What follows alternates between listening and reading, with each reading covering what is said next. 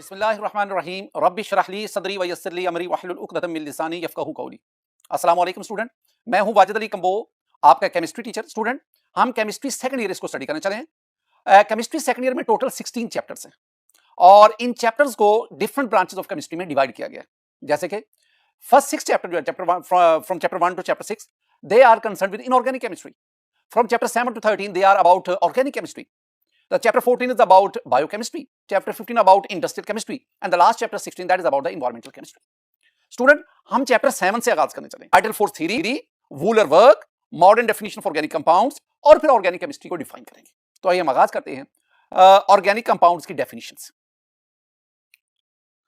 Student, हम ना organic compounds इसके ओल्ड डेफिनेशन की तरफ बढ़ना चाहते हैं, लेकिन पहले एक पॉइंट नजर में रखें।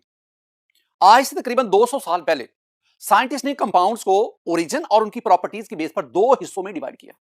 कुछ कंपाउंड को ऑर्गेनिक कंपाउंड कहा और कुछ को इनऑर्गेनिक कंपाउंड कहा। ये जो कंपाउंड्स की क्लासिफिकेशन थी, ये जो कंपाउंड्स की डिवीजन थी, it based on their origin, their sources and their properties. तो पहले हम बात क्या करेंगे, हम कहेंगे कि about 200 years ago scientists classified organic compound into two classes on the basis of their origin and properties. अच्छा, ओरिजिन से यहां मेरी मुराद है स्टूडेंट वो सोर्स जिससे ऑर्गेनिक कंपाउंड्स को हासिल किया जाता है। तो दो क्लासेस हमारे पास आ गई। एक को हम कहेंगे ऑर्गेनिक कंपाउंड्स और दूसरे को हम क्या कहेंगे, इनऑर्गेनिक कंपाउंड्स। अब ऑर्गेनिक कंपाउंड को हम कैसे, वो साइंटिस्ट कैसे डिफाइन करते थे? वो कहते थे कि those compounds which are obtained from living things, that is animals and plants, they were called organic compounds. यानी कंपाउंड्स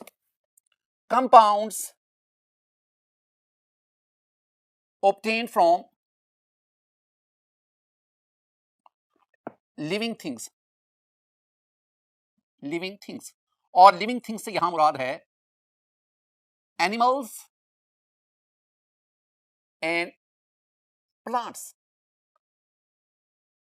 आई मीन इन कंपाउंड के जो सोर्सेज हैं they are living things, animals and plants, and these compounds were called organic compounds. We have a lot of examples here. हमारे पास बहुत सारी examples हैं। जैसा कि हम बटर की बात करते हैं, हम चीज की बात करते हैं, हम लेदर की बात करते हैं, हम वूल की बात करते हैं। All these compounds are obtained, all these products are obtained from animals. Similarly, from plants we obtain the vegetable oil. You know, the coconut oil, olive oil, soybean oil, mustard oil, different kinds of oils. We obtain these oils from plants. Similarly, from plants we obtain the silk, we obtain the cotton, we obtain the fibers, we obtain the wood. All these materials are called the organic compounds, and they are obtained from plants. Their sources are plants. So all those compounds whose sources are living things are in plants and animals, those compounds were called, they were called organic compounds. इसमें मैंने example आपको दी, मैंने आपको example student दी butter की, मैंने example आपको दी चीज की, मैंने एग्जांपल आपको दी लेदर की, मैंने एग्जांपल आपको दी वुड की, silk, cotton and many more. अब आ जाए inorganic compounds, those compound which are obtained from mineral sources, they were called inorganic compound. I mean compounds obtained from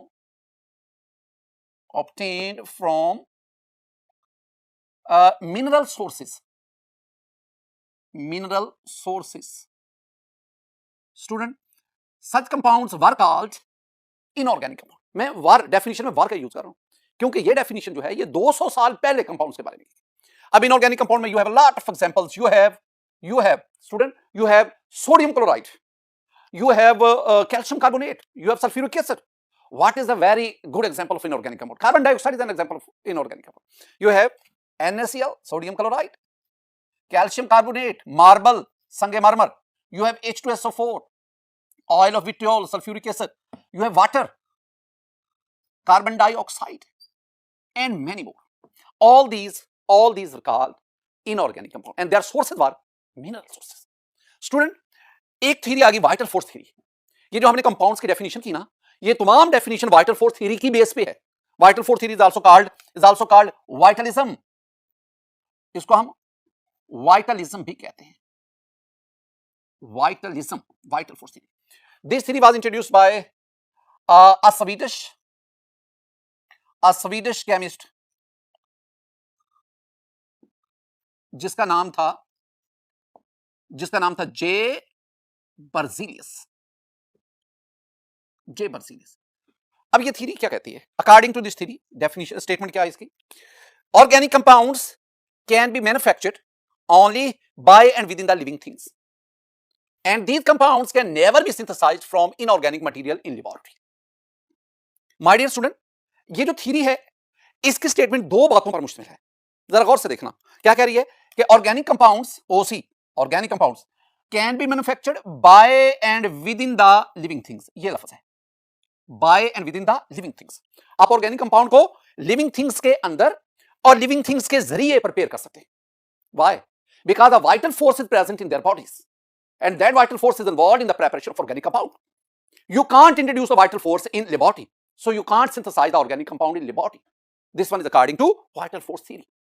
Vital force कुदरत की, ये थ्योरी बताती है जो जे बर्जीलियस देता है। ये थ्योरी में क्या कहती है? ये कहती है कि वाइटल फोर्स कुदरत की तरफ से लिविंग थिंग्स के अंदर इंट्रोड्यूस है और लिविंग थिंग्स उस वाइटल फोर्स मा फौकल फितरत कुव्वत जो इंसान की पहुंच से बाहर है, वही वाइटल फोर्स वो लिविंग बॉडीज में, प्लांट्स और एनिमल्स में, वो ऑर्गेनिक कंपाउंड की सिंथेसिस में, मैन्युफैक्चरिंग में यूज होती है। वो वाइटल फोर्स इंसान की पहुंच से वो दूर है, लिहाजा आप इनऑर्गेनिक कंपाउंड की मदद से ऑर्गेनिक कंपाउंड का लैब में प्रिपेयर नहीं कर सकते। मसलन अब एक सिंपल सी एग्जांपल है, प्लांट के लीव्स में एक प्रोसेस होता है photosynthesis. For photosynthesis we need the carbon dioxide, we need the water. Carbon dioxide and water they are the inorganic compounds. Plants carbon dioxide atmosphere से रहता है, प्लांट्स वाटर जो है वो जमीन से एब्सॉर्ब करते हैं। ये दोनों इनऑर्गेनिक मटेरियल क्लोरोफिल और सनलाइट की मदद से प्लांट बॉडीज के अंदर रिएक्शन करते हैं और ग्लूकोज बनता है। Glucose is an organic compound. अब वो जो ऑर्गेनिक कंपाउंड बना वो प्लांट्स बॉडी के अंदर बना, प्लांट्स के जरिए बना from inorganic, so that glucose is called organic compound. बिल्कुल इसी तरह ह्यूमन बॉडी में हमारे पास लिवर है, लिवर में ammonia is converted into urea and that urea with the help of urine that is secreted from out from the body. अब यहां भी जो यूरिया है वो मैमल्स के या इंसान के लिवर में बना by the conversion of ammonia into urea, और फिर वो यूरिया जो है वो यूरिन की मदद से बॉडी से पास हो रही है। अब यहां भी जो यूरिया की मैन्युफैक्चर हुई वो बॉडी के अंदर हुई, एनिमल्स की बॉडी के अंदर हुई। तो वो तमाम कंपाउंड जो लिविंग बॉडीज में और लिविंग बॉडीज के जरिए प्रिपेयर होते हैं उनको ऑर्गेनिक कंपाउंड कहलाते हैं। This theory was called vital force theory, it is also called vitalism. ये थ्योरी 1815 में इंट्रोड्यूस करवाई, 1815 में, और इस थ्योरी की वजह से साइंटिस्ट हाथ पे हाथ डालकर बैठ गए। साइंटिस्ट ने ये समझ लिया, ये जान लिया कि अब आप ऑर्गेनिक कंपाउंड को लैब में प्रिपेयर नहीं कर सकते, आप सिर्फ और सिर्फ इन्हें लिविंग थिंग्स से ही हासिल कर सकते हैं। लेकिन स्टूडेंट इसके बाद एक रेवोल्यूशन आई, एक चेंज आई। क्या बोला स्टूडेंट? इसके बाद Wöhler work, Friedrich Wöhler, he was a German chemist. In 1828 he introduced a revolutionary work. क्या बोला जरा देखें, जरा इसका इंट्रोडक्शन मैंने कहा कि 1828 Friedrich Wöhler, Friedrich Wöhler, he was German chemist. Wöhler ने क्या किया स्टूडेंट? वूलर ने NH4CNO लिया, NH4CNO, NH4 ammonium CNO, ammonium cyanate, this one is called ammonium cyanate. My dear student, it should be kept in mind that ammonium cyanate is an inorganic compound. ये एक inorganic compound है और ये सारे का सारा काम वूलर लैब में परफॉर्म कर रहे हैं। उसने क्या किया? उसने अमोनियम सायनेट इसको हीट किया। जब भी हम ये ट्रायंगल का साइन बनाते हैं इसका मतलब हीट किया। उसने क्या देखा कि ये ammonium cyanate it converts into C double bond of NH2। This one is urea, this one is an organic compound. Organic compounds आप इसको ना यूं भी लिख सकते हैं, आप इसको लिख सकते हैं NH2, ये दो हैं NH2 टेकन ट्वाइस, और आगे आपके पास क्या आ गया? CO। आप इसको इस तरह भी लिख सकते हैं। तो माय डियर स्टूडेंट, ये वाला ऑर्गेनिक कंपाउंड ये लिविंग थिंग्स उसमें प्रिपेयर नहीं हुआ, ये लिविंग थिंग्स की बॉडी में, और इसकी प्रिपरेशन में कोई वाइटल फोर्स इन्वॉल्व नहीं है। ये प्रोसेस लैब में हुआ और इसमें हमने इनऑर्गेनिक कंपाउंड को ऑर्गेनिक कंपाउंड में कन्वर्ट, वूलर ने इसको कन्वर्ट किया without the involvement of any kind of vital force. इसका मतलब ये हुआ कि वो जो जे बर्जीलियस का जो वाइटलिज्म का कॉन्सेप्ट था वो बिल्कुल गलत था और यूं वाइटल फोर्स थ्योरी को रिजेक्ट कर दिया। और साइंटिस्ट को अब ये पता चला कि हम लैब के अंदर भी ऑर्गेनिक कंपाउंड को प्रिपेयर कर सकते हैं। माय डियर स्टूडेंट, वूलर के बाद एक और साइंटिस्ट जिसका नाम कॉब्स था, कॉब्स ने एसिटिक एसिड को लैब में प्रिपेयर किया 1845 में। इसके बाद बर्थेलोट ने 1856 में मीथेन को लैब में प्रिपेयर किया। Acetic acid and methane they are also the organic compound. तो इस तरह ऑर्गेनिक कंपाउंड को लैब में प्रिपेयर करने का सिलसिला चल पड़ा और साइंटिस्ट ने millions of million organic compound इनको लैब में प्रिपेयर किया। मैंने आपको ये भी बताया कि ये जो यूरिया है, वूलर के लैब प्रिपरेशन से पहले, वो यूरिया की सिंथेसिस से पहले, urea was obtained from the urine of mammals. इससे हासिल किया जाता था। इसका मतलब ये हुआ कि हमने जो ऑर्गेनिक कंपाउंड की डेफिनेशन पढ़ी थी कि वो कंपाउंड जो लिविंग थिंग्स से ऑब्टेन किए जाते हैं, जिनको हम लैब में प्रिपेयर नहीं कर सकते, जिनका सोर्स सिर्फ और सिर्फ प्लांट्स और एनिमल्स हैं, वो डेफिनेशन अब गलत साबित हुई। तो इसका मतलब है अब हमें ऑर्गेनिक कंपाउंड को नई डेफिनेशन देने की जरूरत है। और नई डेफिनेशन क्या है? This one is modern definition for organic compound. This one is modern definition. Student एक बात जरा नोट करें, ये जो ऊपर मैंने आपको वाइटल फोर्स थ्योरी और rejection of vital force theory, I mean Wular work, ये अक्सर एग्जाम में शॉर्ट आंसर क्वेश्चन पूछा जाता है। शॉर्ट आंसर क्वेश्चन क्या आता है कि what is vital force theory, how it was rejected, या तो ये पूछा जाता है, या what is the importance of Wular work in the development of organic chemistry. Organic chemistry के डेवलपमेंट में वूलर वर्क इसकी इंपॉर्टेंस क्या है। दोनों जो क्वेश्चन है ना, अगर वो कहता है कि what is vital force theory, how it was rejected, इसका मतलब वाइटल फोर्स थ्योरी उसकी स्टेटमेंट आपने बतानी है और फिर आपने वूलर वर्क बता के उसके रिजेक्शन को डिस्कस करना। लेकिन अगर वो ये है कि what is the importance of Wular work in the development of organic chemistry, तो इसका मतलब है कि आपने वूलर वर्क जिसमें वो अमोनियम साइनेट को यूरिया में कन्वर्ट करता है, आप इसका तज़किरा करेंगे और आप ये कहेंगे कि लैब प्रिपरेशन के बाद, ऑर्गेनिक कंपाउंड की लैब प्रिपरेशन के बाद साइंटिस्ट ने लैब में धड़ाधड़ ऑर्गेनिक कंपाउंड प्रिपेयर करने शुरू किए और यूं ऑर्गेनिक केमिस्ट्री उसमें एक नए रुझान उसका इजाफा हुआ और फिर केमिस्ट्री की इस ब्रांच ने बाकी तमाम ब्रांचेस पर छाती गई। नई क्या डेफिनेशन है ऑर्गेनिक कंपाउंड? स्टूडेंट देखें, compounds which contain carbon as an essential element, ऐसे कंपाउंड जिनमें carbon is an essential element, जरूरी उस कंपाउंड में कार्बन मस्ट है, along with hydrogen, oxygen, nitrogen, phosphorus, sulphur, halogen and many more, those compounds are called organic compound. My dear student, इसमें इस definition में भी ऑर्गेनिक डेफिनेशन के दो हिस्से हैं जिसमें ऑर्गेनिक कंपाउंड पड़ते हैं। देखिए जरा, डेफिनेशन के पहले हिस्से में हम कह रहे हैं कि ऐसे कंपाउंड जिनमें कार्बन एक एसेंशियल एलिमेंट है। अब ये ध्यान में रखना है, carbon is an element of life. Carbon life का एलिमेंट 118 तक 118 एलिमेंट्स पीरियोडिक टेबल में, हमारी वो बुक में तो 112 हैं, लेकिन अब इन्वेंशन जो नई इन्वेंशन डिस्कवरीज हो रही हैं उसमें ये 118 से भी ज्यादा हो चुके हैं। इन तमाम एलिमेंट्स में वो एलिमेंट जैसे हम कहते हैं the element of life, that is carbon, because carbon is present in organic compounds and most compound in our body and most compound in living things are organic one. Protein है, carbohydrate है, lipids है, nucleic acid है, all these are organic compound. तो वो तमाम compound जो जिंदगी का मूजब बनते हैं, वो उन तमाम में कार्बन एक एसेंशियल एलिमेंट के तौर पर पाया जाता है। और कार्बन के साथ साथ और कौन कौन से एलिमेंट है? कार्बन के साथ साथ हाइड्रोजन है, ऑक्सीजन है, नाइट्रोजन है, फास्फोरस है, सल्फर है, हैलोजन है। हैलोजन आप स्टूडेंट जानते हैं, fluorine, chlorine, bromine, iodine, these are called halogen. तो कार्बन के साथ साथ ये एलिमेंट भी ऑर्गेनिक कंपाउंड में मौजूद है। मसलन स्टूडेंट मेरे पास है मीथेन। अब मीथेन आप जानते हैं CH4, यानी एक कार्बन के साथ 4 हाइड्रोजन अटैच है। You have the benzene, very important aromatic compound, this is C6H6. You have the ethanol, we have ethanol C2H5OH, ethyl alcohol भी हम इसे बोलते हैं। We have glucose, my dear student, glucose you have C6H12O6. all these are organic compounds. इन जैसे billions and millions of organic compounds are present in our nature. Student ये तो हमने definition की ना ऑर्गेनिक कंपाउंड की, इस डेफिनेशन में कुछ एक्सेप्शन हैं, कुछ बातें हैं जो समझने वाली हैं। पहली बात स्टूडेंट, मेरे पास है कार्बन डाइऑक्साइड CO2, मेरे पास है कार्बन मोनोऑक्साइड, मेरे पास है कार्बोनेट्स। मैं कार्बोनेट्स आपको लिख के देता हूं।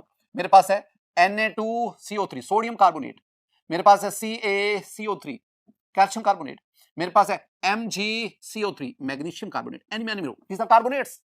कार्बन मौजूद है। We have the bicarbonates,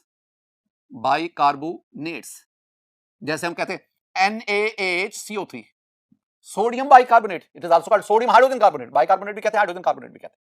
you have the metal carbides, you have cyanides, all and many more. अब ये कंपाउंड जिनकी तादाद बहुत ज्यादा है, इनमें कार्बन मौजूद है। Carbon is an essential element, carbon मौजूद है। तो कार्बन होने के बावजूद they are considered as inorganic compound. मैंने ऑर्गेनिक नहीं कहते, हम इन्हें क्या कहते हैं? इनऑर्गेनिक, क्योंकि ये ऑर्गेनिक कंपाउंड की जो प्रॉपर्टीज हैं उसको फॉलो नहीं करते।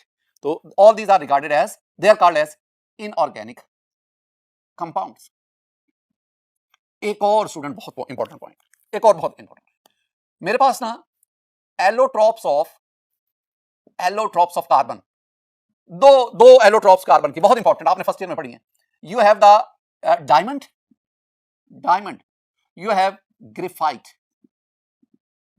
Diamond and graphite. स्टूडेंट जरा डायमंड को देखें, ये डायमंड में जो कार्बन एटम है, कार्बन एटम एक बेसिक स्ट्रक्चर आप देखेंगे टेट्राहेड्रल है, और फिर ये 3 डायमेंशन रिपीट होकर you have a huge structure of diamond, and in this diamond structure all atoms are of carbon.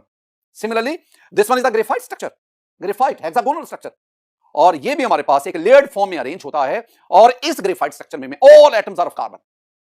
अब ये डायमंड और ग्रेफाइट कार्बन एटम्स पर मुश्तमिल है, लेकिन इसके बावजूद they are not the organic compound, they are also considered as inorganic compound. तो हम ना डायमंड और graphite which are the allotropes of carbon, हम इनको भी कहेंगे they are also the inorganic compound, inorganic compound.